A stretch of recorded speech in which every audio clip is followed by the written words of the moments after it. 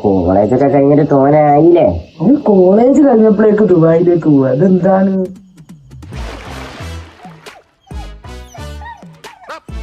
ഈ അറിഞ്ഞോ? ഞാനൊന്നും അറിഞ്ഞില്ല.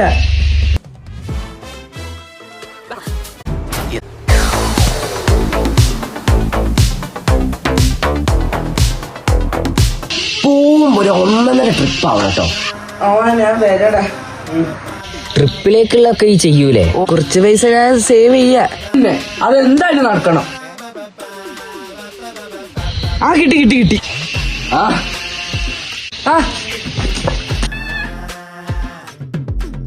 ഇന്ന് അർജന്റീനയുടെ കളിയില്ലേ? കാണണ്ടേ? വിളിക്കാന്. എന്നിട്ട് എന്താ ഈ നേരത്തെ വന്നത്?